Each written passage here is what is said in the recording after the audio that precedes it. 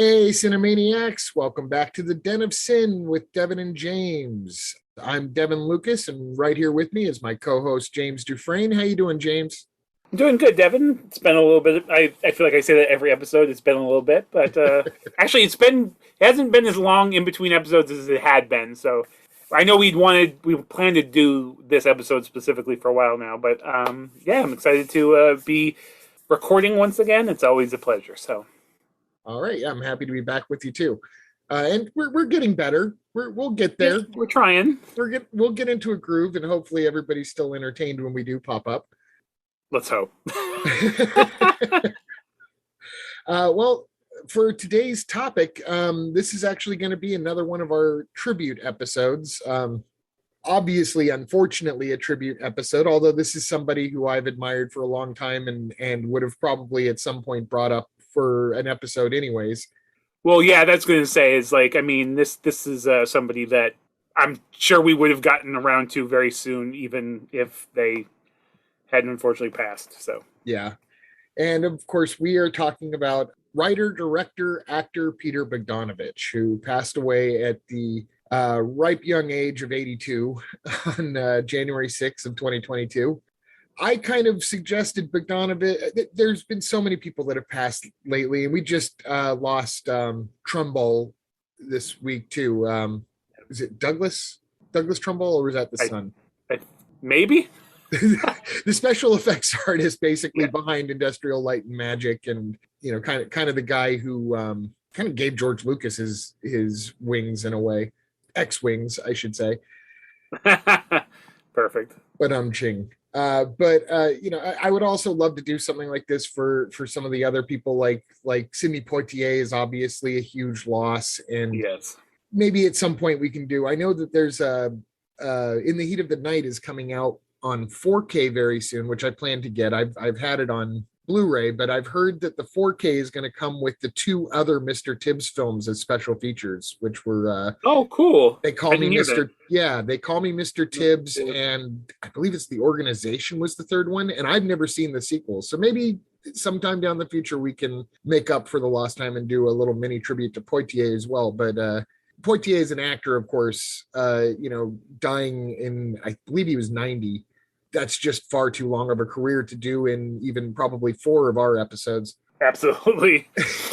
I feel like if we don't get around to him it would be a crime if we didn't get around to him at some point. So yeah, look for that maybe sometime this year. That way we're not pushing too many of the tributes right up here against each other. But I'll admit, rather selfishly, kind of push doing a Peter Bogdanovich one is because I have certainly not a personal relationship with Peter Bogdanovich, but he was a pretty semi-regular at my old work in New York when I worked in the movie theater. And I, of course, would know who he was as soon as he walked in the door, as did everybody else at the theater, because he always came in with his bandana around his neck. And and he's a very distinct looking person, even without the trademark glasses and the bandana, the neckerchief bandana, as you pointed out. He's just a very particular looking human being, but he also has a very signature look too. So exactly, and he was always very kind as a regular. I never really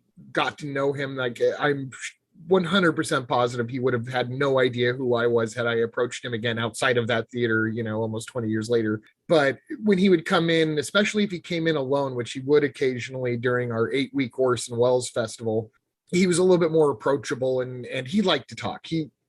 Peter Bogdanovich truly loved the sound of his own voice. And anyone that's really interested in doing a deep dive into Bogdanovich, the person that is, there's just a veritable cornucopia of material out there. I would actually highly suggest Turner Classic Movies just did a long form podcast interview with him, a multiple episode arc on their podcast, The Plot Thickens. He was the central character of season 1.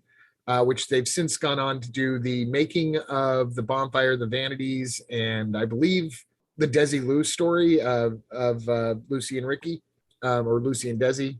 But that first one, that's the one that I listened to. It was really in depth.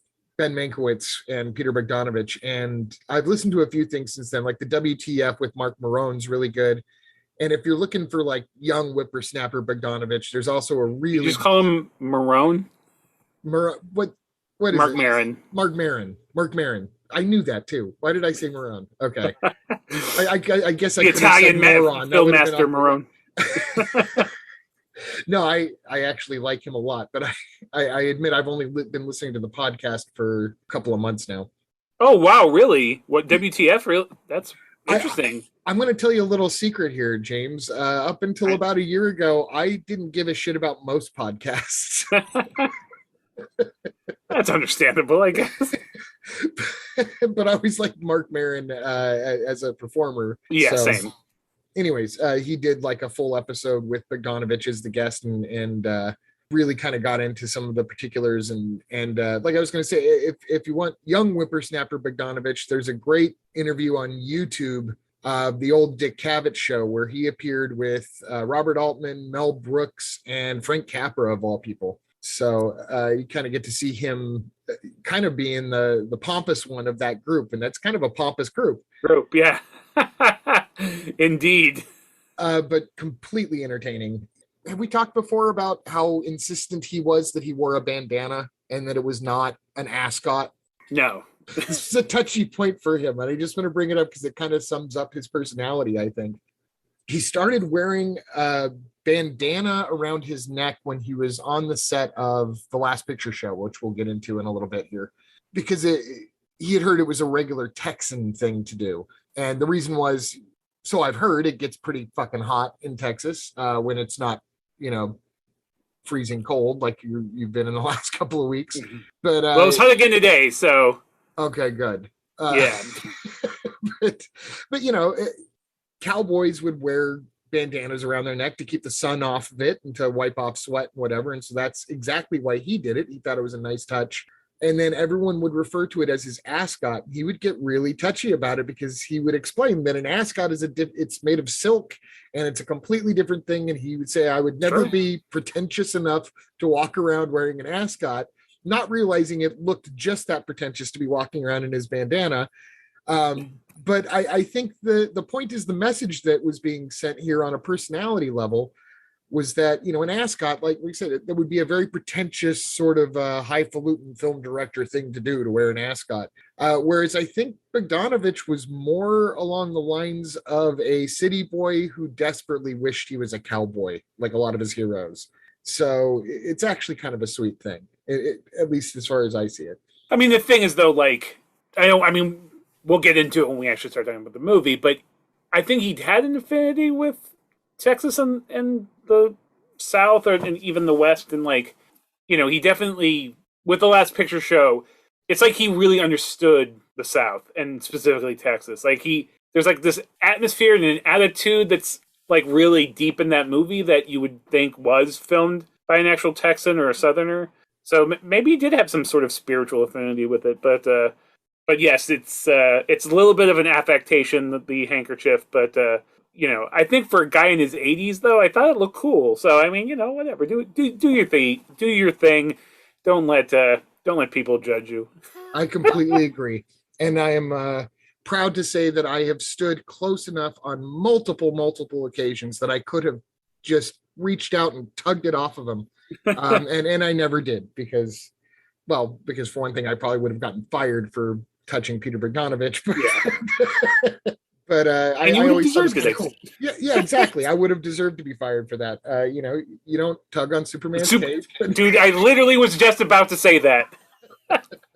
You don't spit into the wind, and you don't mess around with Peter. That's right. Bogdanovich. Yes. But anyways, on a quick biographical end, in fact, I should just point out now, it's kind of interesting to talk about Peter Bogdanovich. This is something that I've learned over the last couple of weeks of going over his stuff. And we're really going to focus on the early stuff, not the later stuff. And we'll explain a little bit as to why, too. It's not just a time saver. But, we've done tributes in the past to Carl Reiner and Richard Donner. And we've spoken extensively about those two guys within those episodes. But we really focused on the films. And I think for Carl Reiner, I don't think we even mentioned Rob Reiner even once. And Richard Donner, oh God, her name's failing me now, but Richard Donner's wife was Lauren Schuler Donner. Yes, sorry, I couldn't remember the name, but she has an incredible career all her own, on top of what she did with Donner. And she was mentioned by the end of our Donner episode, but it was because I really look at it as Reiner and Donner were both really craftsmen. And not that Bogdanovich wasn't, but he was much more personal. I mean, he really kind of lands somewhere between the craftsman-like take on the work, like a Richard Donner, and the highly personalized style of, say, a Woody Allen. And I don't think we're going to be able to talk about even these early films without getting into like affairs he was having and his love life, which was, let's face it, maybe a little bit problematic, or at least as problematic as any of his heroes or contemporaries were. Well, and I think that's also part of it. I think if you're talking about Bogdanovich, you have to talk about his relationship with film and other major filmmakers. He sort of had a very close relationship, with his history as starting off as a film journalist. Like, he knew some of the greatest filmmakers of all time, and he credits a lot of them for giving him a lot of great advice, practical filming advice and stuff. But, well known, if you're a Peter Bogdanovich fan, that, he was friends with, Howard Hawks, and he was, very famously had a really great had a very close relationship with Orson Welles. I almost blanked on Orson Welles' name, but yeah, so you have to, if you're a film fan and about that era of film, like, I hear about Peter Bogdanovich. I don't even think his movies are and we'll get into his movies. The films we'll talk about tonight specifically are definitely, he would be famous and rightfully famous just for making the movies that, we'll talk about tonight. But so much of his persona and everything was the fact that he was friends with, he knew Hitchcock, he knew Orson Welles, he knew Howard Hawks, he knew, Ford and all these amazing filmmakers, and, exactly. So yeah. Cary Grant was another good friend. John Wayne was a good friend, who probably made lots of comments about his bandana. But he kind of stood out in that way. And, you hear about the filmmakers from that era, specifically, the 60s, 70s, and into the early 80s. And all those guys, like Francis Ford Coppola was hanging out with George Lucas, was hanging out with Steven Spielberg, was hanging out with Martin Scorsese, was hanging out with Brian De Palma, was hanging out with John Milius, like straight down the line. These guys were like a pack. And Bogdanovich worked with those people. And in fact, he was part of a production company with Francis Ford Coppola and William Friedkin that produced some of these movies that we're going to bring up here in a minute. But he didn't really hang out with those guys. Bogdanovich wasn't part of the pack. And it was because, he was instead, exchanging numbers with, Frank Sinatra and Jerry Lewis and Audrey Hepburn and all these other people that he idolized growing up. And for that, I am insanely jealous. And as much as I would love to hang out with Scorsese and Coppola and all those guys, I think I would be the Bogdanovich of that pack. I think I would probably be hanging out with the guys that inspired me more than the guys who might actually, dare I say, help my career more in a actual real-time level. And I think Bogdanovich might have actually had a little more success had he hung around with a circle of people who weren't already in the twilight of their career. But I don't think he cared about that. I think that he would have traded all of that, or did trade all of that, for his friendship with these other people. I agree 100%. And I think it's one of those things where you couldn't, if you're a film fan, which he obviously was, that was his, passion. If you're a film fan and you get the chance to hang out with, Marty Scorsese, that's as cool as that is. He's a contemporary. That's not going to be as cool as hanging out with Howard Hawks. I mean, the people that inspired your that you grew up idolizing. Fucking Alfred Hitchcock, John Ford. John Ford, exactly. So, as cool as it would be, if you're a fan of specifically 70s film, the 70s American film scene, obviously hanging out with Coppola and Scorsese and even George Lucas and, a lot of the guys that were all friends, and that's amazing. But taking it a generation back, is it, I mean, I love Martin Scorsese, of course, but, Alfred fucking Hitchcock, Orson Welles, it's just I think he made the right decision. Yeah, I think he did too. I think he was happy with his professional career, at least for the first half.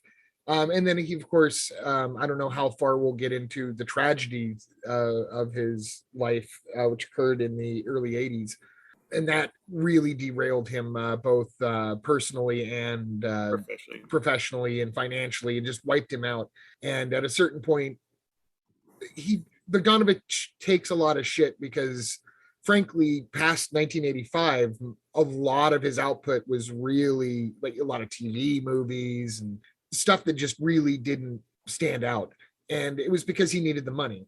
And I'll, if we have time, I'll mention what he spent his money on because it is a film.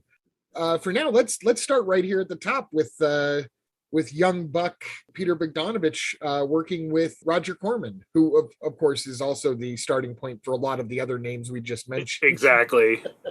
Which is, yeah, and that's the thing, is that's just to touch on this thing real quick. I think I always assumed before I really like got into the history, because I knew he was a Corman guy and that he started with Corman, I just assumed like all of those guys, they all sort of had a working relationship with each other and that he was really close with Coppola and those guys. But he, you know, like you said, he was friendly with them, but that wasn't his scene. But yeah, the Targets. God, I love Targets. I think just the story behind Targets and how it got made, and you know, that's fascinating on its own. Even the inspirations behind it, but I think the fact that he could make such a honestly well-crafted film that still is impactful to this day, and I haven't seen it in a few years, but it's a film I like a lot, and like it's still timely. Yeah, and well, I was just about to say more than sadly, it doesn't ever seem to not be timely, but well put. But yeah, like the history of basically, you know, he was working like I think he met. You may know more about this than I do, but I think he met Corman at a party, and Corman knew about his writing and was like, you know, do you want to make a movie? And, you know, ended up basically getting a gig with Corman to make, you know, this movie. And he basically said, you can make this movie, but, you know, we have to use Boris Karloff. We've got 2 days of filming. You got to use 20 minutes of The Terror, which was, you know, his most recent horror film he just made with Corman. And the fact that he was able to do that and still pull off a very interesting, intelligent, you know, I can't see it lumped as horror all the time. And I don't see it as a horror movie specifically, although I don't really, the older I get, I'm less interested in defining things by like titles and genres. But to me, it's like a character study more than anything. It's just a very dark thriller. It has a lot of thriller aspects, but it's a good movie. It's like, I think it got labeled as like a midnight movie, and I think, you know, like a few other Corman pictures, I think people just thought it was like a shitty movie. Like it was like, oh, it's so bad it's good kind of movie, and it's not that. It's got some weird, you know, the way it's told that there's like two parallel stories, and they're sort of, at first there's not anything that's really, you know, it's not till the end of the movie where you start to see where this is going. But regardless of whatever faults it may have, it's such a well-crafted movie. Bogdanovich is actually in the movie as an actor. I think Karloff is fucking great in it. I remember reading a review in the late 90s about it, and it made fun of Karloff, like over the hill car, like passes. And I remember being like, what? No, like, but I hadn't seen the movie when I had read this thing, and then I saw, I was like, the fuck are you talking about? Karloff is great in this. Getting to see him actually act and really be, and I mean, he basically plays himself in it. But, you know, I don't know, it's just, I think that I was led under the impression before I saw it that was a different kind of movie from the movie I first saw, you know, a long, long time ago still. But I think my impression of the movie was blown away when I actually saw it, because I just heard that it was this like schlocky Corman film. And, you know, I love schlocky movies, so it's not even like an insult, but it just wasn't the movie I thought it was going to be. I was actually very impressed and honestly a little haunted by it. Like it's actually pretty fucked up in its own way. You know, it's a little dated in some regards, but I think the building of the character is basically inspired by, why am I blanking on his name? The tower shoot, the Texas. Whitman. Yeah, Whitman. I almost said Walt Whitman, but I was like, that's not right. No. But, you know, he based it off of actually two different real life spree killers, but mainly Whitman, and, you know, the shootings at the University of Texas or Texas, whatever, in Austin, right by me. Anyways, but like that character story, the sort of clean cut all-American kid who's obsessed with guns and has, you know, some father issues or whatever, but like the way it's portrayed isn't even, it's it's told in this sort of like slow, and I think, some people might say the movie's slow. I mean, I could see that as a criticism if you're used to modern editing and stuff, but that lethargic, like, there's times when you see him, looks like he's going to shoot somebody, but like, I just think that the way it's told is brilliant, and especially and was it actually AIP at that point? I think it wasn't. Corman was still working with AIP, and Corman expected to get schlock back from Bogdanovich. I think the actual equation worked out to Boris Karloff owes me 2 days. So I want you to go and shoot 20 minutes with Boris Karloff. Then I want you to use 20 minutes of The Terror, the last film with Karloff. Yeah. And then you've got 40 minutes with Boris Karloff. And then you've got 10 days to go out and shoot 40 minutes with other actors and create a story around that. And then he punctuated it with, and by the way, I've made a full feature in 2 days. Yeah. and Bogdanovich went off. Yes, exactly. Famously, his autobiography is How I Made $1 Million in Hollywood and Never Lost a Dime, something like that, or how I made 100 films in Hollywood and never lost a dime, something along those lines. I read it 20 years ago. I read it back when I worked at that theater. But anyways, so Bogdanovich was given an assignment, which is not really something that he was doing, or that anybody was really doing at that point in time. I guess it was a little more common then than it is now. But he was given an assignment to write this Boris Karloff story. And the way that Bogdanovich tells it, he was shaving one day and he's like, God, I would love to just show some footage from the Terror and then just pull back. And we realize we're looking at a movie screen, and Roger Corman himself is sitting next to Boris Karloff himself. And Boris Karloff tells Corman, this movie's a piece of shit. This movie's really awful. And from there, he knew he had something, and he started to craft this screenplay about an aging horror star. In the movie, his name is Byron Orlock, so barely disguising exactly as Boris Karloff. Actually gets filmmaker Samuel Fuller to co-write it with him, and he goes uncredited. And he also got some help from his wife at the time, Polly Platt, who helped with his first 4 films, which are arguably considered his masterpieces. Yes. And she gets a story by credit on this, but he takes it to Roger Corman, and Corman calls him up and he goes, well, we've got a problem. He goes, what's your problem? He says, you handed me a brilliant fucking script. It's like, what's wrong with that? He says, well, I don't make brilliant fucking scripts.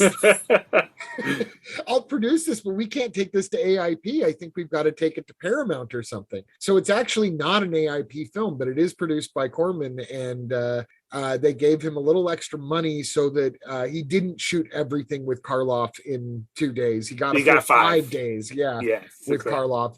And then he shot this side story that doesn't involve Karloff at all, about this Whitman-inspired shooter, and kind of seeing him as he's getting to his breaking point, which is there's not tension in his life that's leading to the breaking point. It almost seems like he's doing it out of boredom.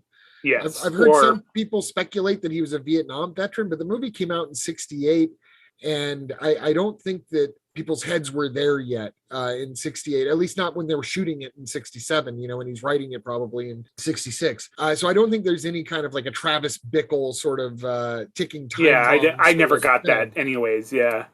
He just seems to be a random killer, and then the stories start to converge, and then the Karloff story is that Karloff is going to retire from acting because his last film was so horrible, which is where The Terror comes in, and he's basically upsetting Peter Bogdanovich, who has a script for him that would be perfect for him, which you kind of get the idea that script is Target's, but he refuses to even read it because he feels like he's an outdated boogeyman, and he gives this great monologue about how he's an outdated boogeyman, and he points to the newspaper and says, this is your real story, and it's a story of a shooting. And so it really is showing that the old boogeymen don't work anymore in this modern world, because we have a whole new form of boogeyman that's a lot more real than any kind of vampire or werewolf or zombie or what have you. And it's all building up to Byron Orlock making a final appearance at a drive-in at the premiere for his latest crap movie. And the drive-in also happens to be where this sniper killer has decided to set up camp for that night. So everything's kind of leading to a point, but the two stories are told kind of simultaneously and separate. And it's really fascinating the way he cuts back and forth. You really get into both, like it goes from the Byron Orlock story to the Killer's story. And I'm like, I'm not done with the Orlock one. But then it gets into the Killer's story stuff so much that when it goes back to Orlock, I'm like, no, but I'm still, So he really plays with you. And it's brilliantly done. And Karloff is a champ through the whole thing. And he was 80 years old at the time. The dude had emphysema, rheumatoid arthritis, literally had half of one lung left in his body, wore braces on both legs, couldn't stand or walk without a cane, and spent his whole time between scenes in a wheelchair with an oxygen mask on.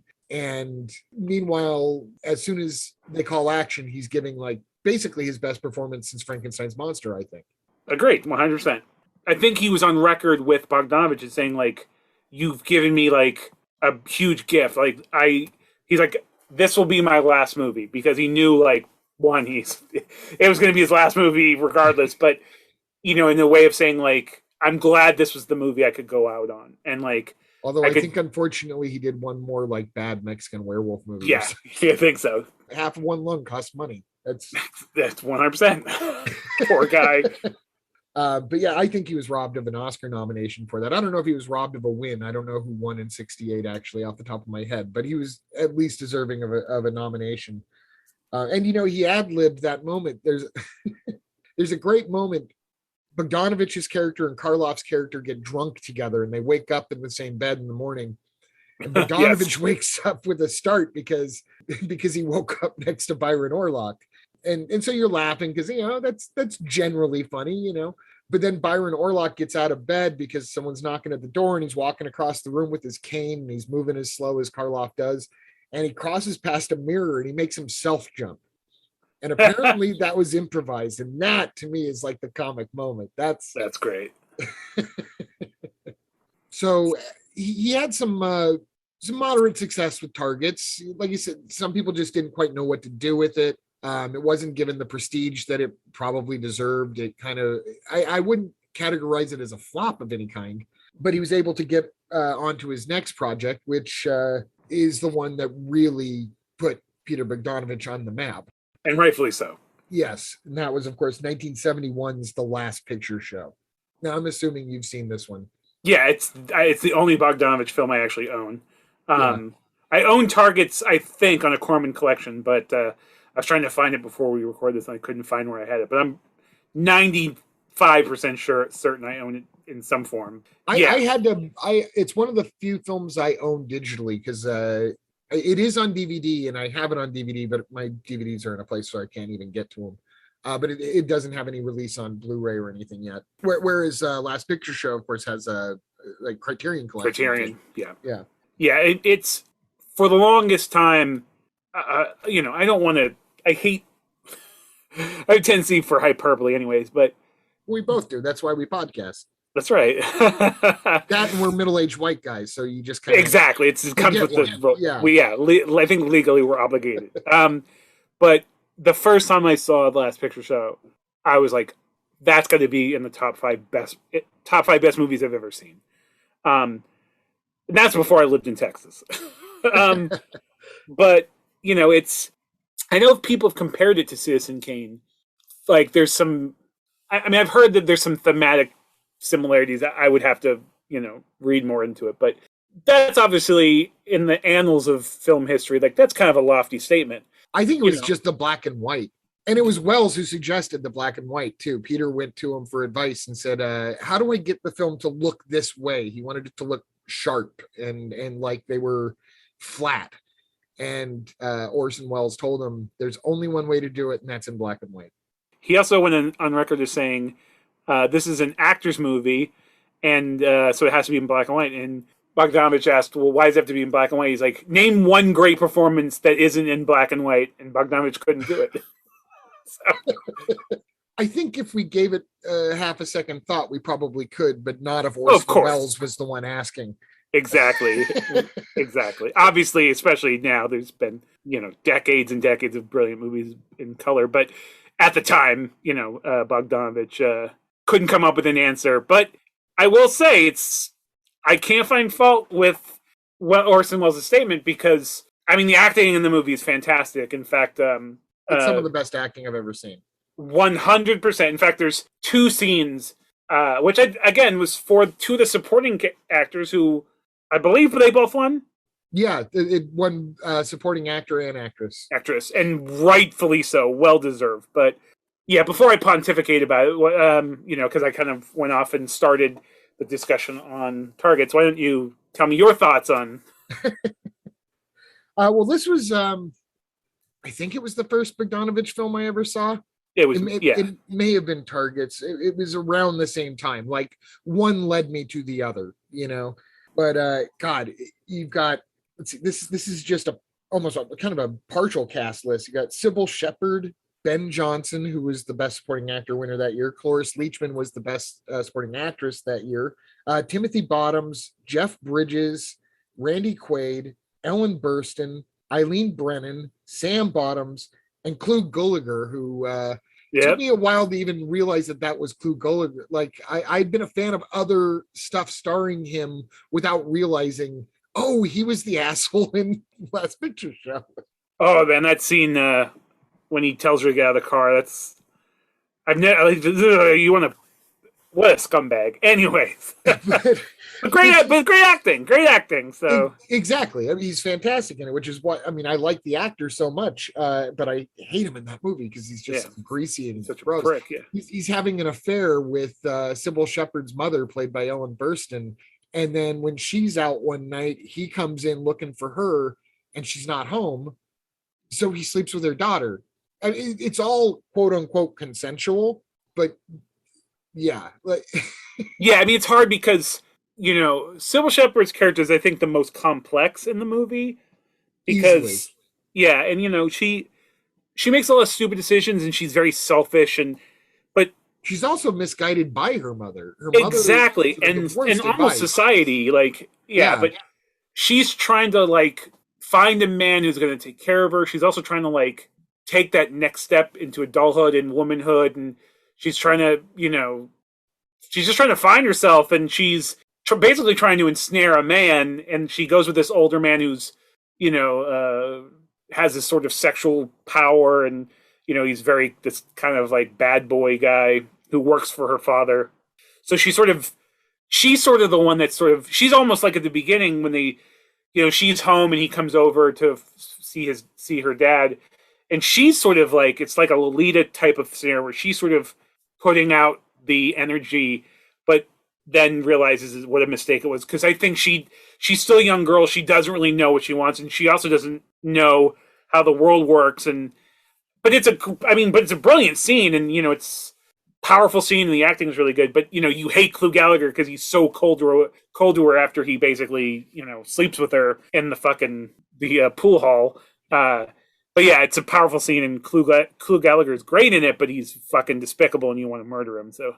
And then she goes from him to Jeff Bridges, who's her boyfriend throughout the whole thing. But she's been told by her mother, I can't remember the exact advice, but it's along the lines of maybe you shouldn't lose your virginity to that idiot, lose your virginity to someone else, and then you'll it's weird. It's complicated. It's it's because she knows, she's afraid that because they live in this fucking super small dead end town. Yeah, that if she sleeps with Jeff Bridges' character, and she knows Jeff Bridges' character is not going anywhere in life, she's, he's just another guy that's going to, high school kid that's never going to move away or do anything in this town. So her mother is afraid that she's going to make the same mistakes that she made, and that if she sleeps with him, he's going to marry him, and her life will be essentially over.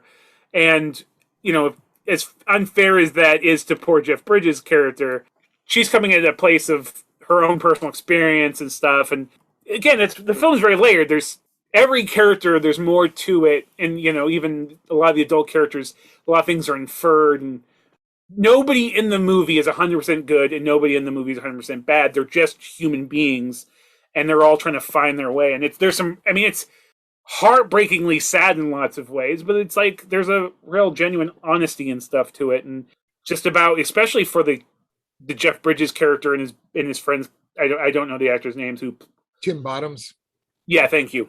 They're just these young guys stuck in a small Texas town in between World War II and the Korean War, and they're just, they're trying to find out what life has in store for them, and about getting a girlfriend, and I could go off on this movie, but it might be like the I can't think of anything earlier than this. It might be the first movie where like the real hook of it is a bunch of people trying to lose their virginity. Yeah. But it's like, imagine American Pie and then suck all of the joy and life out of it. Exactly. But it's so much better, and all the color out of it. And take American Pie and cast Jeff Bridges and fucking Tim Bottoms.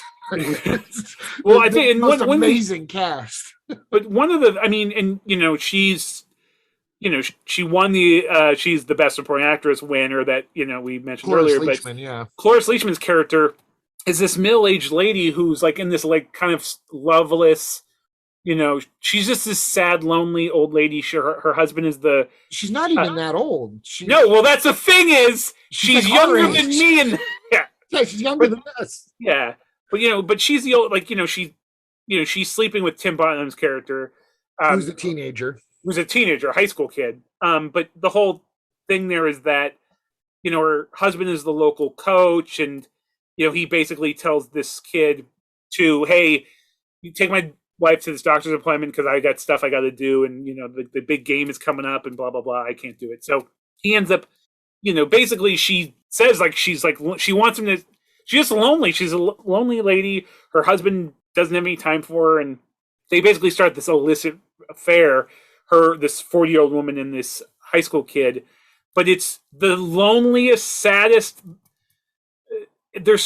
It's heartbreaking. It brings her joy at first because and then to see that joy taken away, not by cruelty necessarily, but just by kind of the casualness of Timothy Bottom's character not understanding how much she is invested in this. Yes.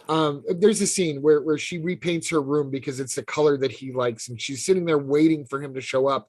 And meanwhile, Jeff Bridges has broken up with Sybil Shepherd, and now Sybil Shepherd's paying attention to Timothy Bottoms. And so Timothy Bottoms is now completely ignoring Cloris Leachman. Yep. And just something as simple as she painted the room his color, and is so excited to show him, and she shows her crying in the room, knowing that he's not coming. I don't think there's so much drama in this movie that's not even giving anything away. I will say Cloris Leachman had an interesting statement on it. She said, and there's evidence of this kind of within the coach's character on screen. The coach, is the typical, smack the athletes on the ass kind of, coach. Cloris Leachman read that and played it as her husband was in the closet, and that's why he has no interest in her. That's why she's so alone. And so, to her, that washed her character and made her pure again, in the sense that she's not having a dishonest affair. She's having an affair to help this guy hide who he really is from the rest of town.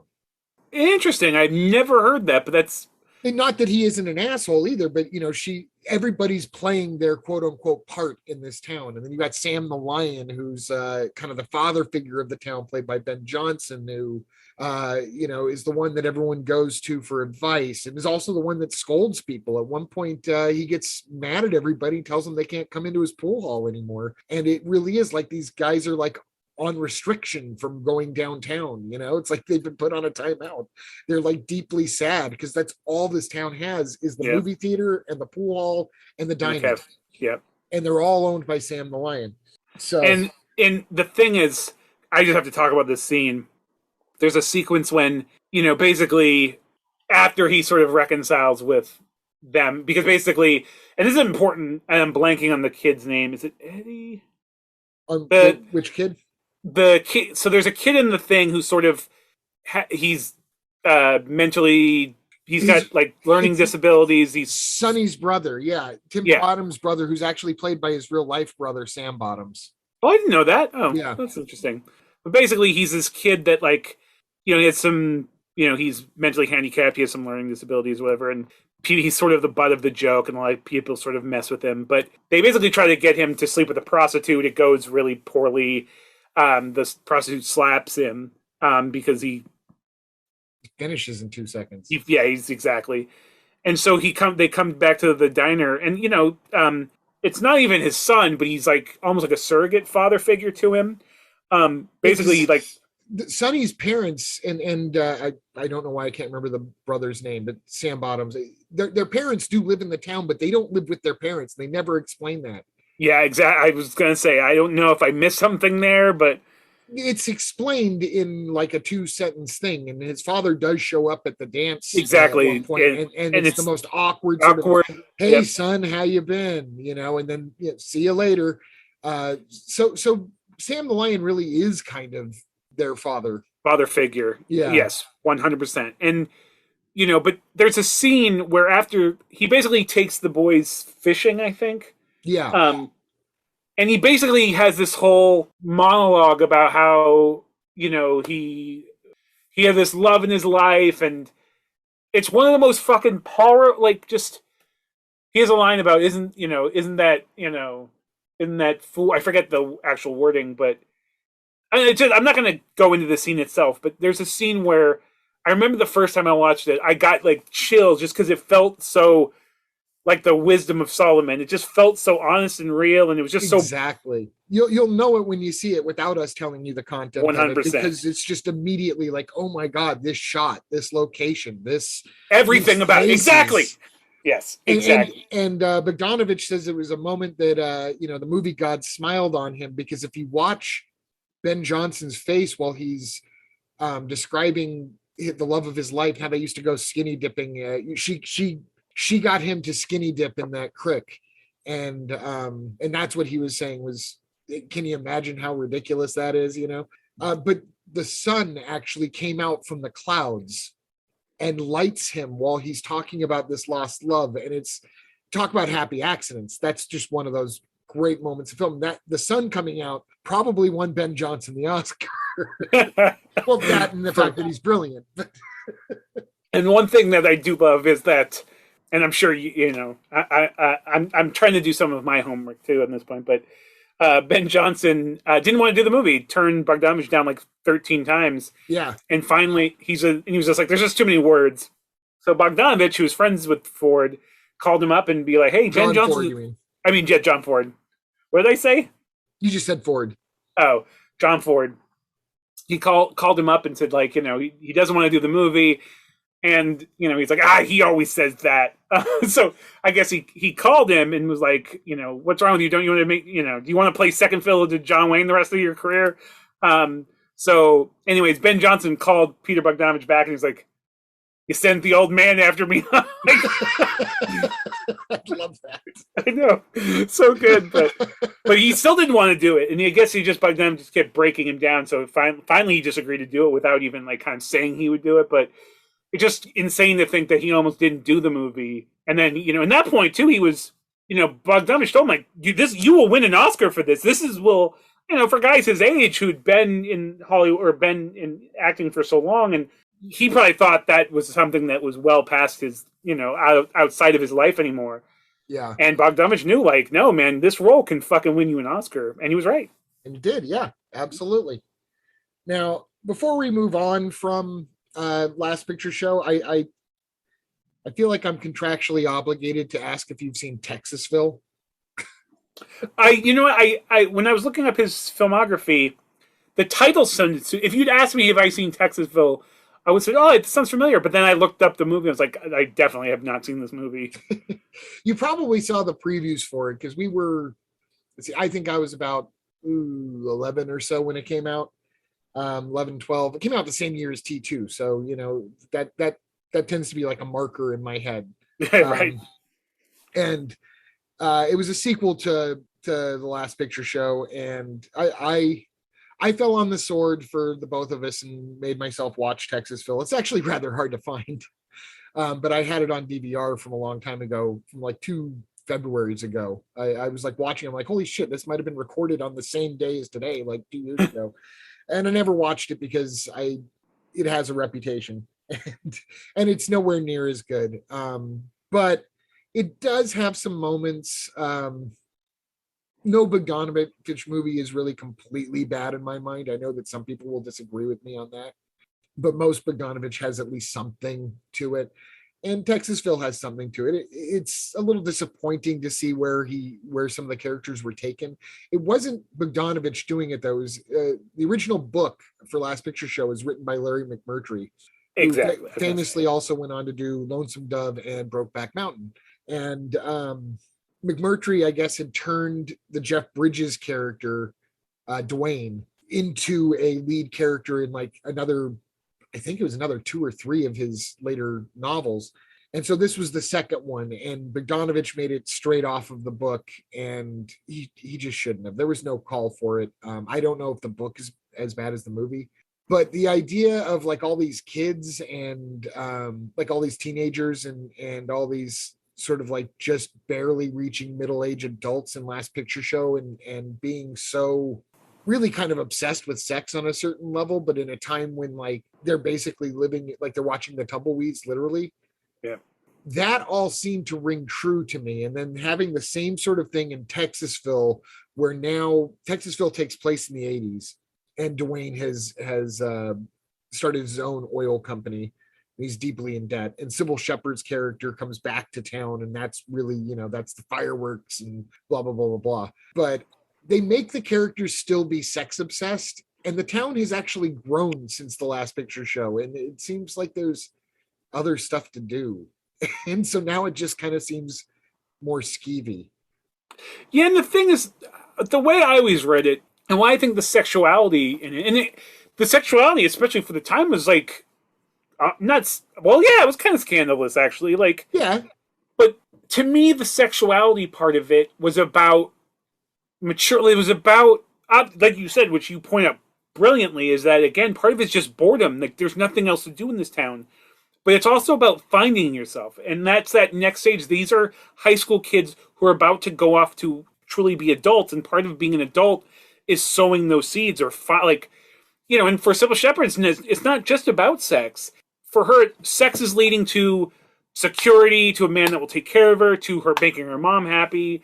You know, for the boys, it's about becoming men, and, you know, sort of, you know, these are 2 kids that get made fun of constantly by the men in the town because their football team sucks, and like, you know, when you boys gotta learn how to tackle, like, that's a running gag the whole time. Exactly, and you can tell the boys have no interest in it, and you know, it's about finding yourself, and that's why I think it's not just like, oh, let's get laid for the sake of getting laid. There's a point to it. It's about, that's what separates it from being an American Pie or a Porky's. Exactly, 100%. And I think even with Cloris Leachman's character, sort of cements that, because she's on the other end of it now. She knows the adventure, the excitement of her life is gone. She's in this like loveless marriage. The sexual part of it isn't even the sex part of it. It's, she starts crying the first time that she has sex with is it Eddie? Dwayne and Eddie, right? Or no, is that, no, you're Sonny. Sonny, thank you, Sonny. She starts crying the first time she sleeps with Sonny. I thought Sonny was the name of the kid with the mental. No, Sonny is Tim Bottoms, and then okay. Well, either when she sleeps with Tim Bottoms' character the first time, she cries, and it's, for her, it's about connection. It's about feeling like a human being again. It's about, even though she's middle aged, which again, she's younger than me, which makes me so sad. But when she finds that, she realizes that life can still have surprises or newness, and it's not just about getting laid by some young kid. Like, there's so much more to it. While I'm not speaking about Cloris Leachman, before we move on, the movie ends in one of my favorite scenes, and I think it's the scene that also won Cloris Leachman the Oscar, because it's this whole time she's just taken so much shit, and she's been so emotionally vulnerable and like sort of dismissed and not really valued, you know, by the Sonny character. And, you know, it's this again, people know Cloris Leachman from, like, you know, as a comedian, and, you know, great comedian. She was a great comedian, but man, she acts her ass off in this, and she breaks my heart. But the last scene is phenomenal. It's very raw and real, and it's very emotionally, you know, vulnerable. That's the scene that won her the Oscar. That's what I'm saying. Exactly. So, but, you know, Bogdanovich was like, we're not going to do any rehearsals on this. I don't want to see you do this. And she really wanted to do it. She didn't understand why. And I guess, you know, he had said that, I forget which great, maybe it was Orson Welles, had said, you know, for a lot of actors, the first time you do it, for your director, because your director is the really only audience that actors in film have. That's their audience, is the director. The first time they do it, it has this rawness and this realness and this honesty, but then actors being actors, every time they do it after that, they're trying to either get back to that place or improve on it, and they lose some sort of spontaneity and some realness. So that was the first time Bogdanovich had ever seen her do it. Boom, nailed it. And she wanted to refilm it. She's like, I can do better. And he's like, no, you can't. We're sticking with that. And if you see it, it has it. She's literally shaking at one point, and you're like, is she so in the moment, or is that adrenaline? But it's fucking brilliant. I think that's why when you said let's do Bogdanovich, first thing I thought about was obviously Last Picture Show, and I knew at one point when like kind of going into his work, I'm like, I'd heard that he's definitely front loaded at the beginning of his career, and that he sort of, shot his load with Last Picture Show, and everything subsequently wasn't as good. But it's such I literally put it up there with, like A Face in the Crowd, and, Citizen Kane is one of the greatest American movies ever made. And, the last time I saw it, which was, I don't know, I forget, when did we first get the Criterion Channel? Like a year ago, whatever.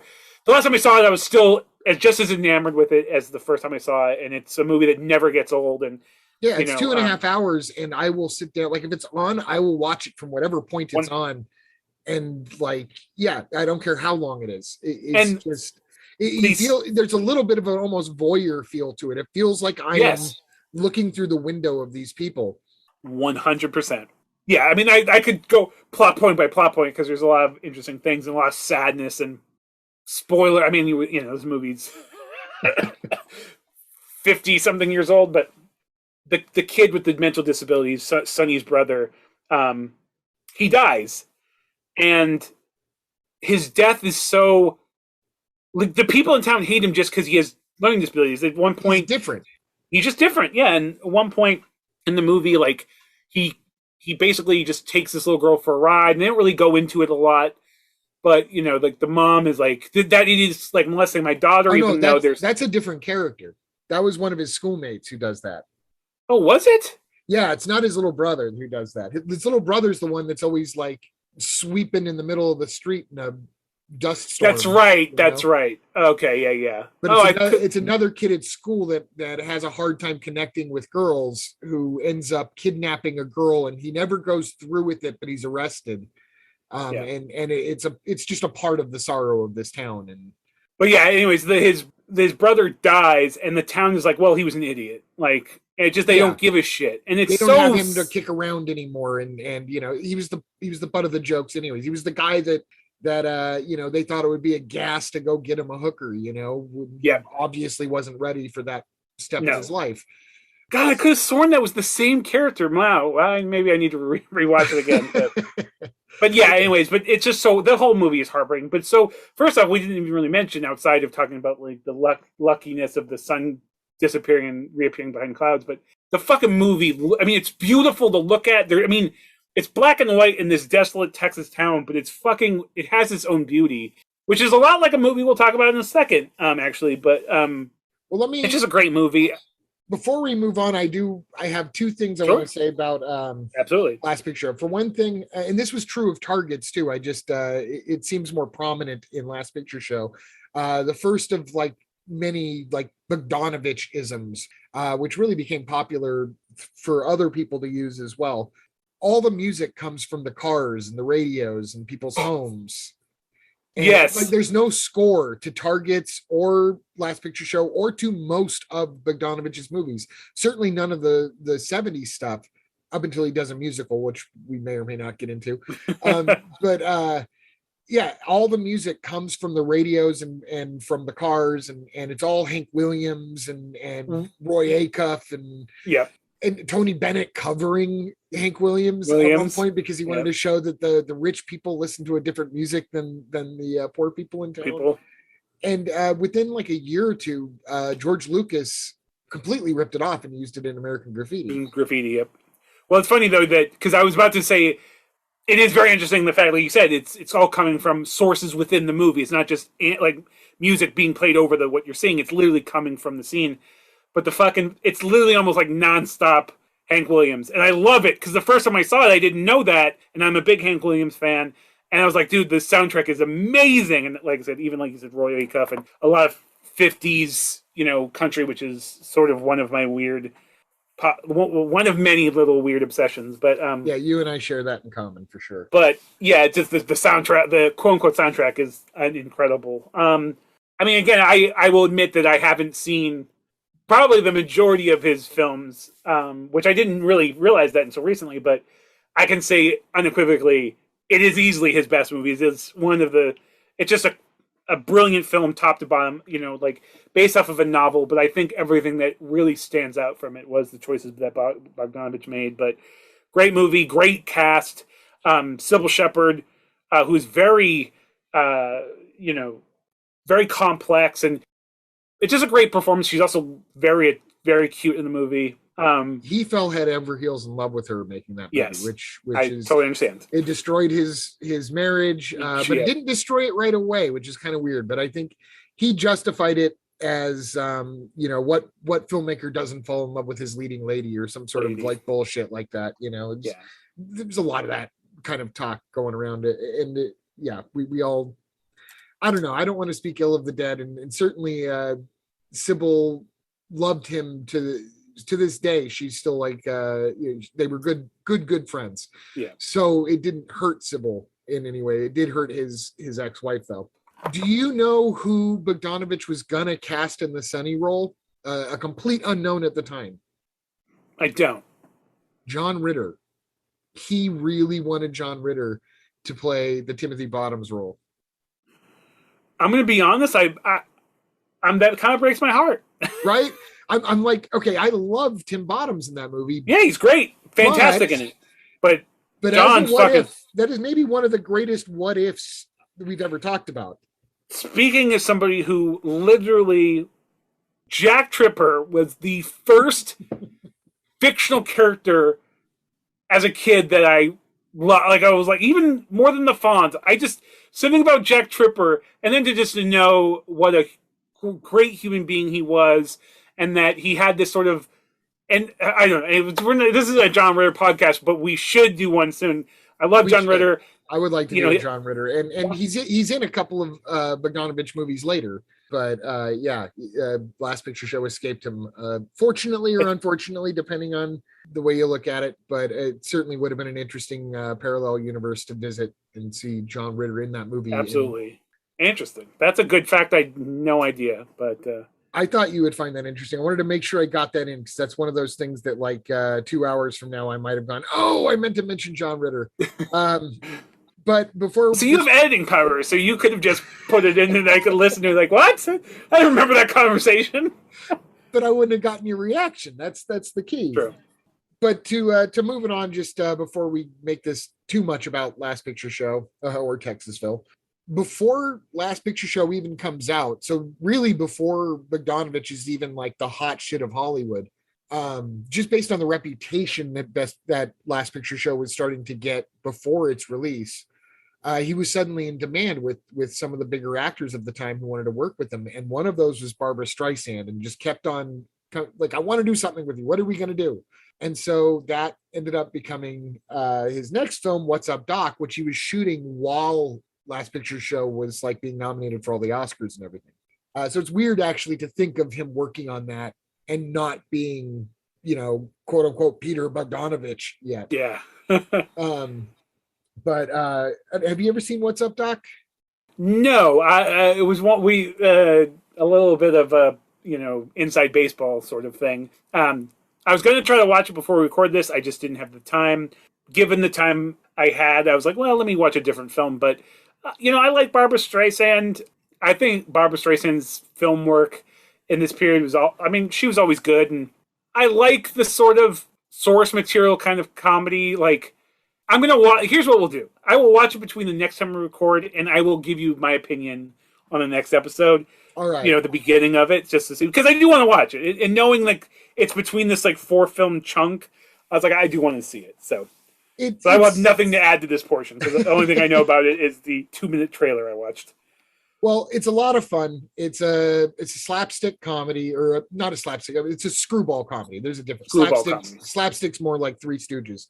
Screwball's more like Hepburn and Cary Grant. Exactly. So, and this was actually in the style of Howard Hawks. And it stars Ryan O'Neal and, as he said, Barbara Streisand. Madeline Kahn makes her film premiere in this. And Kenneth Mars and Austin Pendleton, who's just like a that guy actor that I really love, who was also a semi-regular at the Film Forum when I used to work there. So I wanted to make sure I shouted out Austin Pendleton because he's in a lot of stuff and he never gets mentioned. I won't get too much into it because it's not a full discussion yet. There's a couple of things I definitely want to talk to you about. But I will point out, just because I don't know if it'll come up the next time we talk about it, it was the first American film to give credits to the stunt people in the movie, which I did not know. I only found this out researching this. I always thought stunt people got a credit. When I know a lot of movies used to end with just the end or covering the cast again. But as soon as credits started to become a crawl of names at the end of the movie, I always thought stunt people were part of that. Apparently not. Peter Bogdanovich got that ball rolling. And considering how much he started to work with Burt Reynolds later on, I actually wonder if this was partly how Peter Bogdanovich got on Burt Reynolds' radar, because Reynolds was close friends with his stunt people. Yep. And probably really appreciated that someone was finally giving them credit. But yeah, I thought that was a kind of a cool little fun fact. We'll get into the ins and outs of it at another time. One more thing. I will say Barbara Streisand this is a heads up. She's pretty much literally playing a female Bugs Bunny. Like, that's why it's called What's Up, Doc? What's Up, Doc? She's even eating a carrot at one point, as if, Bogdanovich couldn't make it any clearer. But she just pops up to like completely ruin Ryan O'Neal's life. And Ryan O'Neal's playing this nebbish sort of nerd, which is not, it's against type for a Ryan O'Neal type, but it's inspired by Cary Grant, and it was against type for a Cary Grant type in the 30s. So it actually works quite well. But imagine like a 1930s era Cary Grant, like Bringing Up Baby era Cary Grant, having his life completely turned upside down by Bugs Bunny, and you'll get kind of an idea of what you got in store. It's also got a really great San Francisco car chase, and because you're in Texas now, but you're my San Francisco guy too. Yeah, so, absolutely. You lived in San Francisco for several years. What a weird dichotomy that is.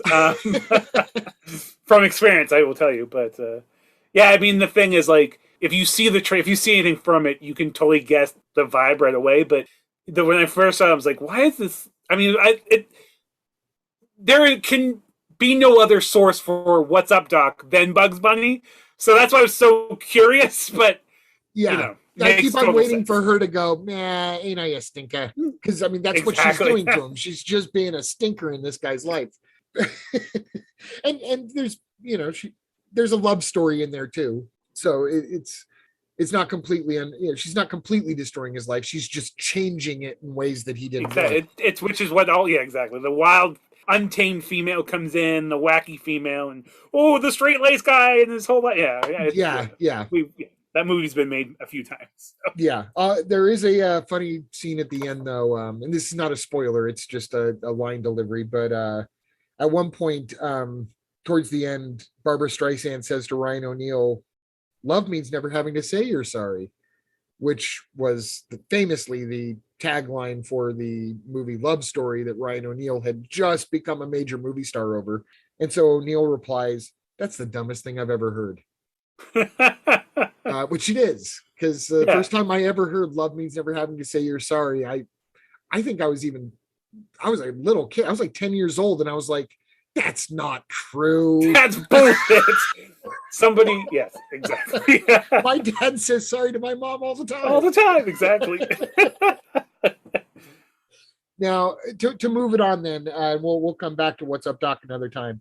But did you get a chance to see Paper Moon? That was the next one in Bogdanovich. I did. And I fucking loved it. I knew you would. Goddamn good.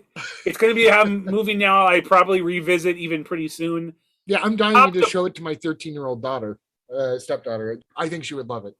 It is a movie that works on so many levels. It's funny. It's sad. It's dramatic. It's exciting. It goes back to funny. I mean, it goes back to funny a lot. It's so good. Black and white again. Ryan O'Neal and Tatum O'Neal, which was I think her very first acting gig, and she won the youngest person to win an Academy Award. Still to this day, that record holds. And it, you hear that and you're like, ugh, fucking kid actors, but she's so good in it. She's so genuinely believable and real, and like she's a real in a way that kid actors. There have been brilliant of course. I mean, there's tons, but there's always this actorly thing to when kids are really good. There's still an actorly thing, but there's a weird honesty to Tatum O'Neal in this movie specifically, where you're like, you forget that it's a little kid acting, and she just feels like a real character, and it's brilliant. And Ryan O'Neal's fantastic in it as this sort of low life con man guy. And I put on as I was like working, and I was like literally multitasking. I was like, put it on, and I was going to go eat. And then I realized 50 minutes had passed, almost an hour had passed. I hadn't gotten anything to eat. I'd stopped, and I was just, it's almost like a Charlie Chaplin movie in a weird way. Not in like an overt way, but in a sort of, in a spirit. There's a trampiness to it, though. Like, yeah, but exactly, there's like this like not a harlot tramp, but it's Chaplin like, tramp. Yes, I think there's a thematic thing of like this, because Chaplin always played this like the tramp wasn't like he was kind of an asshole and like a little bit of a he's always like trying to pull something, but. I don't know. I can't explain it. He was always anti-establishment, and I think that's kind of what comes through with these characters too. They're just trying to get by during the Great Depression. Do whatever they can to get by, exactly. And but Ryan O'Neal is great in it. There's a lot of like it's strangely vulgar for a movie of the time. Like, I think that's the black and white messing with your head. No, I mean like she calls the bathroom the shit house and the shit like she she smokes cigarettes. She smokes cigarettes, which by the way I heard were made of it was not tobacco, it was lettuce in those cigarettes, and she hated them and they made her gag. Oh, so I always wondered. But yeah, it's the movie's phenomenal. Malin Khan is great in it for the part she's in. There's some interesting stories there, that I read about when filming it and stuff, but. It's a movie that I'd always heard of. I could picture the movie poster in my head. Just a movie I'd never gotten around to. It was like, I don't know if I'd maybe heard it was bad, or maybe it was like I don't know. I don't know if it had some connotation in my head that I can't really describe, but it's a movie I knew I'd get around to someday. And man, now I'm kicking myself in the ass for not watching it sooner. I will probably end up buying it within the next short while. It is a movie that, well, maybe not as good as Last Picture Show. That's not necessarily even a criticism, because Last Picture Show is just that good. But it's in that same ballpark. It's well shot. Again, it's black and white. It's a period piece, although it's even earlier. It's like, what does it mean, 68, 69 Last Picture Show? Last Picture Show was 71. 71. So it's going back about 20 years-ish. And this one's going back even further to the 30s. But I don't know, just... It's fantastic. It is a great movie. Ryan O'Neal is fucking great in it. Whenever anybody says Ryan O'Neal, I always think of Love Story. Just he's that guy in a Love Story. And Love Story is a great movie. I have no problem with that movie. Yeah, I have no problem with it except for the tagline. Yeah, exactly. But it's sappy, and we all know it's sappy. It's made to very be sappy. Yeah, 100%. It serves its purpose. But someone who doesn't like Love Story just doesn't like love stories. To me, like, he's almost like Robert Redford. There's like a Robert Redford quality when Robert Redford plays those sort of like... I can see that kind of Barefoot in the Park era Redford. Yeah. And I think he's just really good in it. But again, Tatum O'Neal sort of steals every scene she's in. And dude, the ending is fantastic. Like, it just... what a good movie, man. I'm so glad you recommended it to me, or, whatever. You sort of pointed me in that direction. But it blew me away. And it sort of gave me a little more faith in Bogdanovich as being like, was he lucky? Did he just like sort of luck out? But no, he was a fucking fantastic filmmaker at one point. And, great movie. Fantastic. Right. And I don't think we've gone into any of the plot here. Essentially what's happening, it's based on a book called Addie Pray, which Bogdanovich hated the title, and he went to the producer and said, I really want to change the title. There was a song that came out around that same time called Paper Moon. I want to call it Paper Moon. And he's like, you can't do that because the novel sold big and people won't know it's the novel. And he says, well, how many copies did Addie Pray sell? And the producer said, it was about 100,000 copies. And he goes, okay, so 100,000 people show up to see your movie. How big a hit do you have? He's like, okay, you can change it to Paper Moon. So, well, I think actually, if I'm not mistaken, the director said no, or the producer was like, no, I don't care. Like, we're still calling it Addie. And I guess he asked Orson. He asked Orson Welles, and Orson Welles was like, dude, that's a fantastic. He's like, you don't need to make the movie if the title's that good. Yeah. And so I guess he went back and he said, why make the movie? Just release the title. Exactly. But it's a fantastic story about, it starts off at this funeral, and it's the mother of little Addie, played by Tatum O'Neal. And, it's clearly like the Midwest. There's only like 3 people in attendance. Looks like could have been the town that Last Picture Show took place in practically. Yeah. I mean, it just looks like there's nobody there.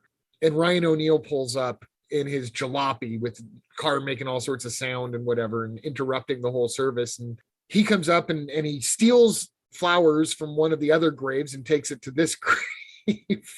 Which is fantastic, because right from the start, it tells you everything you need to know about this guy. Exactly. Which is why I bring it up now. Like, it's just painting such a great picture. And he goes and he stands next to these people at this grave site, and people look at him, and then they look at Addie, and then they look at him, and then they look at Addie, and they're like, okay, this is Addie's father, clearly. And so they don't have any place to put Addie. They don't know what to do with her. They're going to try to send her off to her aunt or her cousin or some other relative. But they have no way to get her there. And so they ask Ryan O'Neal, or rather kind of trick him or con him even, into giving her a ride. And the way they look at each other, there's this constant sort of like, are we related? Are you my father? He says no. He flat out says, no, I'm not your father. But they keep he wants nothing to do with this. Yeah. But we've got the same jawline. So lots of people have the same jawline. And there's just something so fun about this, because obviously Tatum O'Neal and Ryan O'Neal are father and daughter. Yeah. And it's never said in the movie for sure. And I love that Bogdanovich never quote unquote answers that. I think I've made air never quotes confirms this episode more than normal. But what's that? So I think I've done air quotes in this episode more than I normally do. But yeah, he never actually gives you the full answer as to whether they are really related. But the first thing he wants to do is he buys her first he goes and he cashes out on her tragedy. He goes to the brother of the guy who was the drunk driver that killed her mother, gets $200 out of him, uses it to buy himself a new car and her a train ticket to this relative. And which I like to just ponder that $200 could buy you a new car and a cross-country fucking train ticket. And he still had change, because he takes exactly to go get a what he calls a Coney Island. Which is, a hot dog. It's a hot dog. But while they're eating the Coney Islands, what it basically comes down to is, he's going to send her off to this relative, and she says, "You're not going to stay with me? Then I want my $200." He said, "Well, I don't have your $200. I just spent it on the car and the plane ticket, and I gave you $20, and now I bought you a Coney Island, so shut up." And she's like, "I want my $200. And that's the catalyst, the whole thing, the whole rest of the movie. She goes into business with him. He's a Bible salesman, and he scams people by searching the obituaries and finding out the name of the widows left behind. And then he has this stack of Bibles in his trunk, and he puts the name of the widow on it, and then he goes up to their door and pretends like this order was made before their loved ones passed, and guilts them into paying for these. Yeah. Plays on their emotions. Yes. And I mean, they're not even pretending that that's not shady. But it turns out that she has a knack for it too, which plays into the whole father-daughter thing. In fact, she's smarter than he is. And exactly. And every now and again, it'll still come back around to the $200. But ultimately, we know these two are now tied at the hip, and they're not going to separate from one another. And it builds to an ending that's very emotional and again, very Chaplin, actually very much. That's it. This isn't a spoiler, because it's nothing like the ending, but emotionally, it's like The Kid. The end of Chaplin's The Kid, when the kid's taken away from Chaplin and they're crying. It's that same feeling, that you get from this movie, of how much these two love each other and how much these two need each other, but neither one of them wants to admit it at all. and it's lovely. It's beautiful. And Very beautiful. Yep. I loved it before I had a stepdaughter. Now that I have a stepdaughter who's well, I guess my stepdaughter's a little bit older than Addie now, but I love it even more now. If you're a father with a daughter, you should probably see Paper Moon. It'll tug on your heartstrings a bit. And that's the thing, is I like that there's this very honest like sentimentality in it, but it's always played with. And one of my favorite scenes was that like basically he's like saying like they get into an argument again about the $200, and that he's basically saying, well, I'm going to drop you off. But then to do that, they have to go get money, or they have to get Bibles. And she's basically saying, well, you got to go do that. And it's this thing of like, they sort of then start making plans to like, well, if we do this, we can go here and we can get more, you know. And it's just this beautiful, like you can tell that like they like their own each other. Problem within the conversation of trying Exactly. To what to do. And now they're excited about the cons that they're going to do. And it's just such a great scene. And I think obviously Ryan and Tatum having a real life father and daughter dynamic really helps. Obviously there's an advantage there, but it's just such a beautiful scene and like such a funny scene. And, you know, it's hard when you have a movie that is, there's a lot, like it's black and white, it's a period film in which, you know, historically period films always kind of struggle to, you know, reach wide audiences, even despite the how many great films are period pieces, obviously. But it manages to be so many things at once, and it does everything beautifully, and it still has its own vibe, its own thing. And I think it's like, having just literally rewatched it, or literally just recently watched it, I think you can tell Peter Bogdanovich, you know, he understands like there's all the technical aspects of filmmaking, but you can tell like he really understood those characters and their dynamic and what makes these characters interesting. And there's just a weird honesty to it. And, you know, there's Ryan Neal's character is a scumbag. He sleeps with like, you know, he's sort of a womanizer. And that's in fact, when she first meets him, like, did you meet Mama at the bar? And he's like, just because you meet somebody at a bar doesn't mean you automatically have kids. But like, it's just this whole thing. But there's such don't mean it don't though, you know.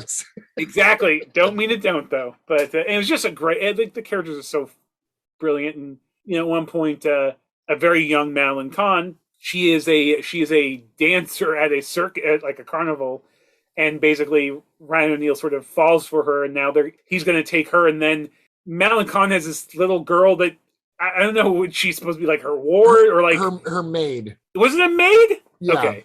I didn't want to.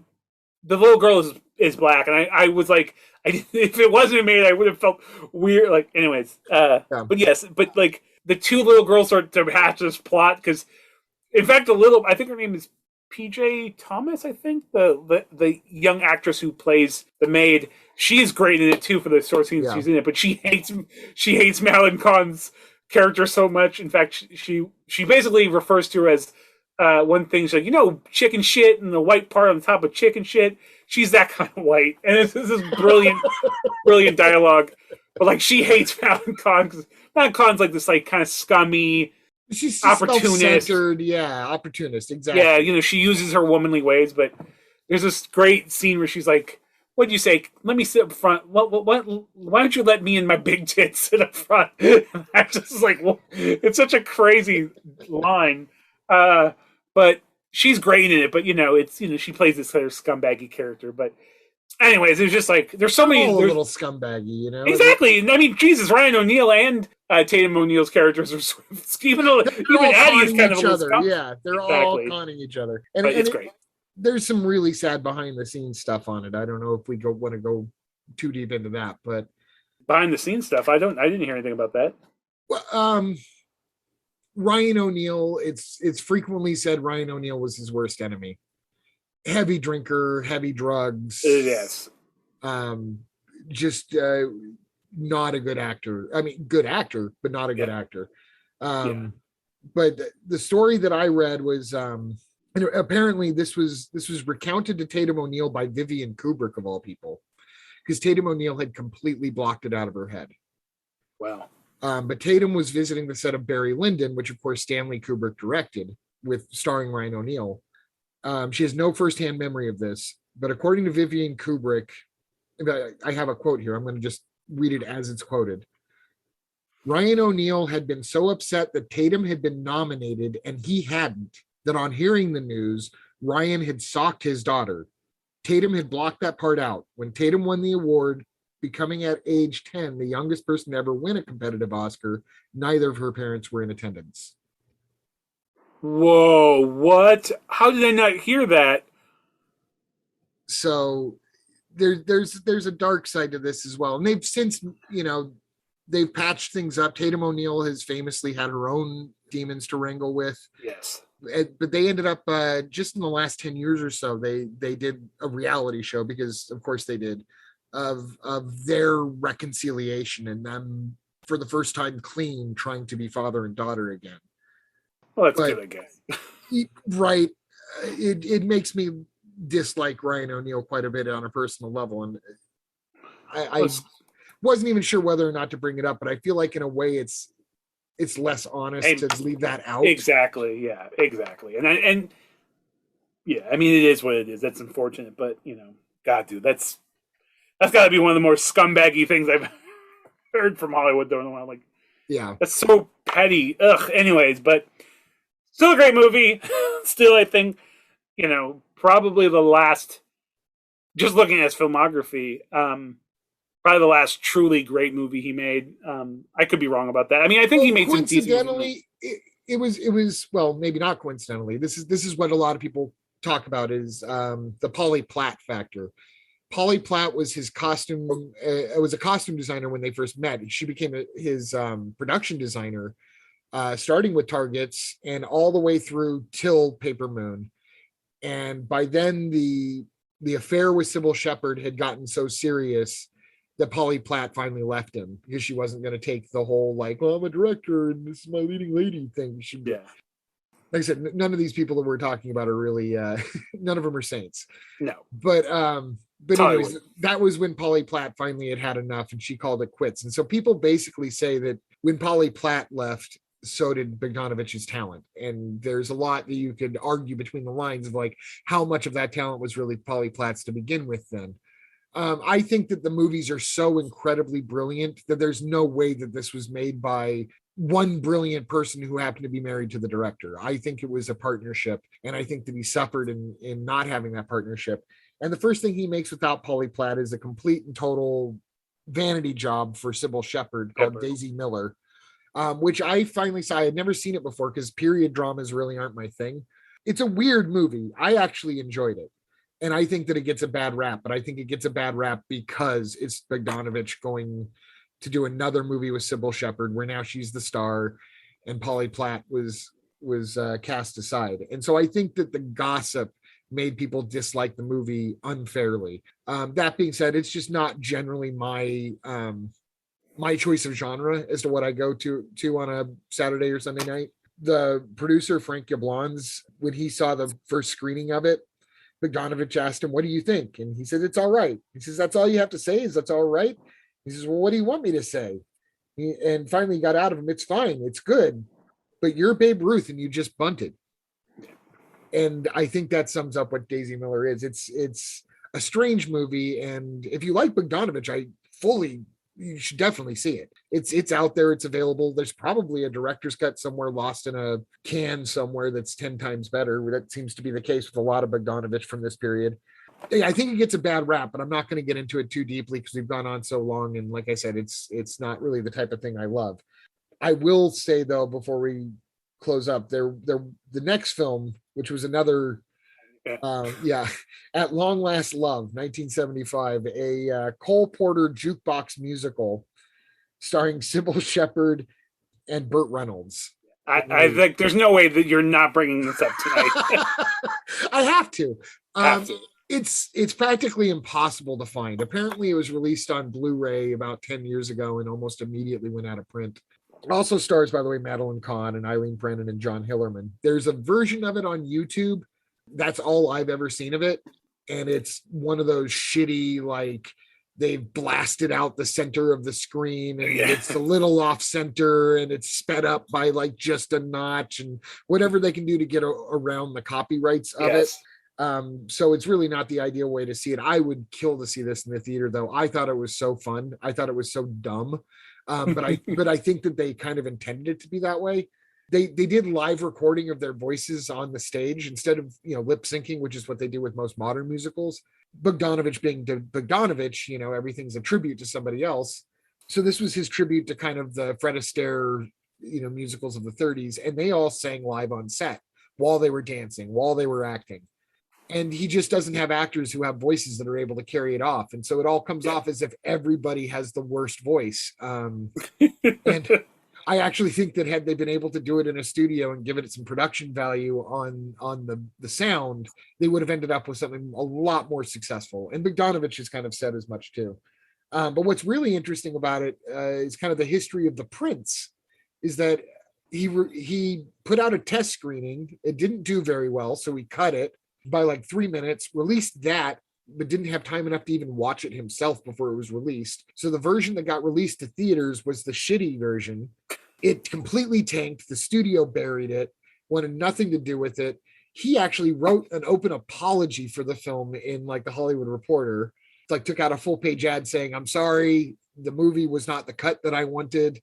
Maybe someday I'll get to show you, do something else with it." Which is kind of a weird thing for any director to do, but certainly he was ashamed of what happened. And then many, many years later, when he thought everybody had forgotten about it, here comes this new thing called Netflix. And somebody calls him up and says, "Hey, Peter, did you see At Long Last Love that is on Netflix?"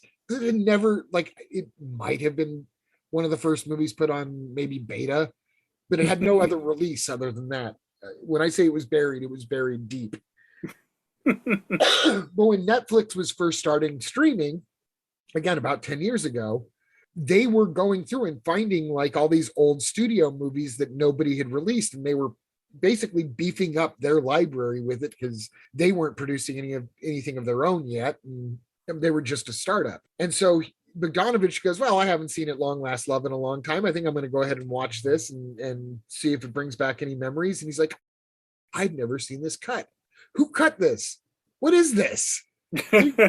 He calls up 20th Century Fox and finds out that apparently after the movie had flopped, there was an editor who worked in for the studio who was a huge Cole Porter fan and thought that the musical deserved better than it got, and made his own personal cut of the film and labeled it as the end all version of At Long Last Love. So when Netflix called looking for free stuff to put up, they gave him that cut.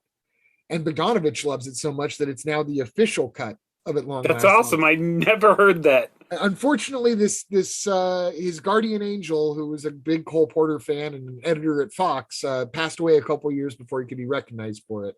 But yeah, Bogdanovich gives him full credit for having saved that movie. And that's the version that's on the Blu-ray. And I know that's not the version that I saw butchered on YouTube. So yeah, someday when I have like $300, I'm going to buy that Blu-ray on eBay or something. I don't know how far we're getting close on the end of this. So I'm just going to give a shout out real quick to the next ones that I consider part of his early career. Nickelodeon, again with Ryan O'Neal and Burt Reynolds, which I actually, now I think about it, might have been the first one that I ever saw of Peter Bogdanovich's, because I saw it when I was a kid. And that's his love letter to silent films, which he desperately wanted to do in black and white, and they wouldn't let him. And again, out of print Blu-ray, there's a 7-minute longer director's cut in black and white that I need to see. So maybe we will have to just come back and do Bogdanovich Part 2 after we've gotten our hands on some of these rare things. I also checked out Saint Jack, which I had never seen before, and I ended up really enjoying and would highly recommend. It's not a masterpiece. It's the movie Bogdanovich made in 1979 at the end of his relationship with Sybil Shepherd. That's literally about a pimp who wants to build up his fortune in Singapore so that he can afford to retire in the United States, played by Ben Gazzara. And it's actually got a really big heart to it. It's a little bit of a mishmash of things. It was actually going to be directed by Orson Welles, and Bogdanovich at the last minute decided to direct it himself based on Sybil Shepherd's advice. And that was what caused the rift. And he and Orson didn't speak again until the year Orson passed away. And they finally patched it up at the end. But if you're a Ben Gazzara fan, which everybody should be a Ben Gazzara fan. Exactly. This is must-see Gazzara. This almost feels to me like Bogdanovich doing a John Cassavetes movie. like his tribute to Cassavetes. Exactly, yeah. And then the last thing that I think would be kind of like necessary viewing if you really want to understand Bogdanovich is 1981's They All Laughed, starring Ben Gazzara again, and this time John Ritter, along with Audrey Hepburn and the late Dorothy Stratton, which I don't think we're going to have time to get too much into that story, but Dorothy Stratton was the tragedy in Bogdanovich's life. She was a Playboy Playmate of the Month, or Playmate of the Year, rather. He fell in love with her when he met her at the Playboy Mansion. She, again, this is one of those problematic things. By this time, Bogdanovich is our age, and she was like 18. Say what you will about that, but that's not the crux of this story. It was very unfortunate. He cast her in this movie, and they shot the movie together, and they started their affair. And she was married to this creep who had come out to California with her, and they had gotten her the Playboy gig. And he was a photographer, and that was really what he wanted to do. And people always assumed that it was the relationship between Bogdanovich and Dorothy that ruined or that got her killed. She was killed by her husband. At that point.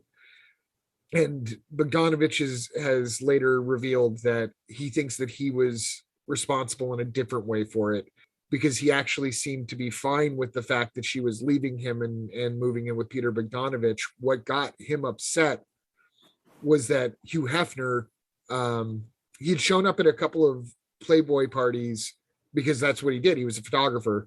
So Dorothy and Peter stopped going to some of these Playboy parties, and Hef really wanted her there. She was Playmate of the Year, and it's kind of like Miss America has responsibilities. I guess Playmate of the Year has responsibilities to present, but they didn't show up for like a party that he had. And Hef basically asked Peter, like, well, what do you know about, this guy? Was it because this guy shows up, her ex-husband shows up to the parties? And he's, yeah, that might be it. Well, should I bar him from the house? Like, will you guys come if I bar him from the house? And Bogdanovich hardly knew him. And he says, yeah, whatever. I'm sure that'll make us all feel better. And so what Bogdanovich surmises is that what really killed her was them playing a part in the end of his career. They ruined him. He was no longer invited to the Playboy Mansion, which was what his career was.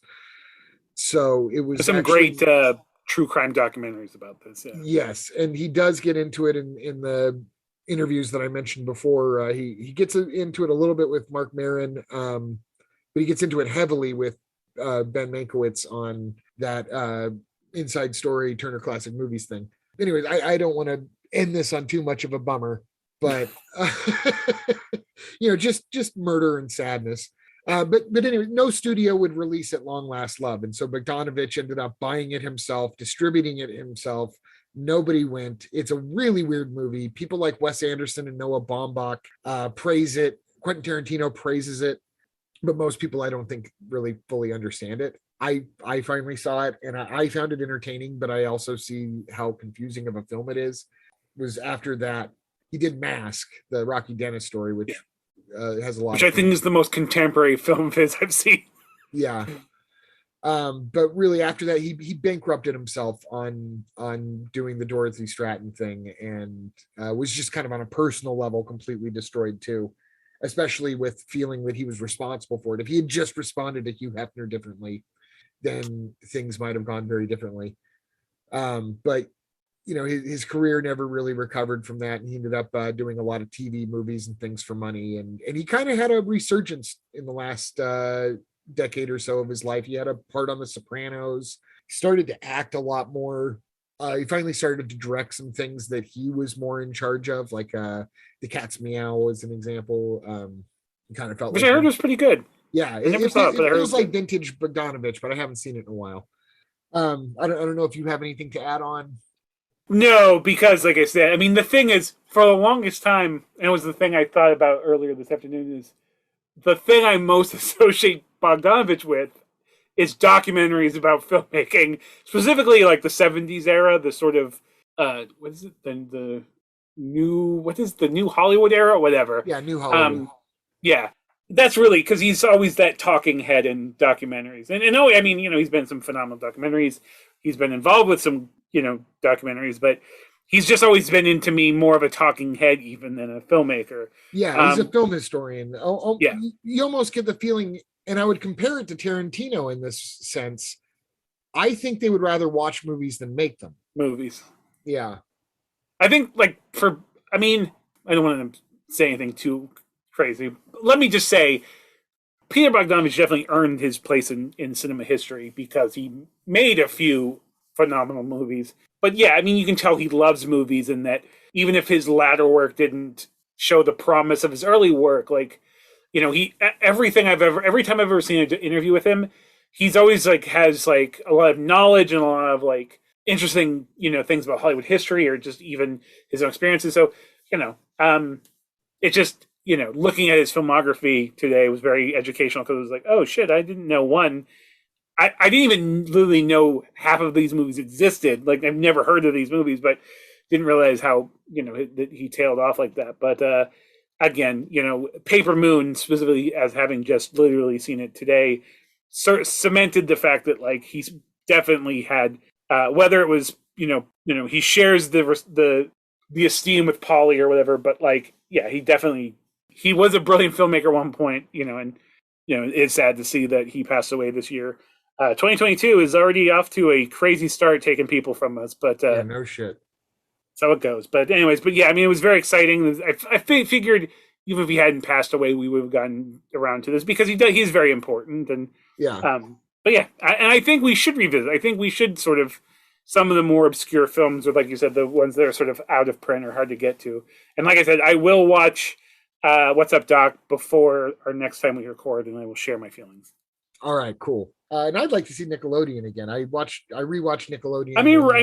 The thing is, it sounded familiar, and like I said, I mean, it's probably one of the films that I haven't seen, the one that I'm most aware of or was most aware of. But when I was again preparing for this, that was one of the ones I was like, shoot, yeah, if I need to either, if I've seen it, I don't remember it, but at this age, I barely remember my own name, but I was like, this one sounds like something I would like to see. So it is fun. It's silly, and I would like to see this longer cut. I watched the regular cut, the one I'm familiar with. I watched it again for our first episode about Burt Reynolds, but it just never it never came up in our conversation. But I did rewatch it again, and I can vouch he's very funny in it. Ryan O'Neal's very funny in it. Ryan O'Neal's doing a kind of a Harold Lloyd character in this one, which I love Harold Lloyd. And the thing is, when you said though, a black and white director's cut, I was like, oh, that I would like to see. So yeah, absolutely. All right, man. I guess that closes it on Peter Bogdanovich for us for now. And I'm sorry we've been away so long. We'll try to make it short to come back and see you again. Hopefully with something that doesn't where the story doesn't end with murder and sorrow and bankruptcy and whatever. But I just don't think that we're doing Bogdanovich justice if we don't express the sorrow that went into especially that phase of his life, following so closely on the heels of such incredible highs in a career Absolutely. that he loved. So don't know what we're going to do next time, but I guarantee it'll be fun. I certainly I hope for our listeners that they enjoyed this episode. I enjoyed it though, Devin. Like I say every time we record, I enjoy these. It's always educational. You blew my mind with the John Ritter fact. So, so hopefully the audience enjoys it as much as I do. But thanks again, man. It's always a pleasure to get with you to be able to partner up for this podcast. So, I hope our listeners enjoyed it. I know I did. And until the next time we record, I don't know what else to say from that. I sort of forgot my point, but that's not uncommon. So, it's my old age. It happens to all of us. All right, folks, we'll talk to you next time. Bye.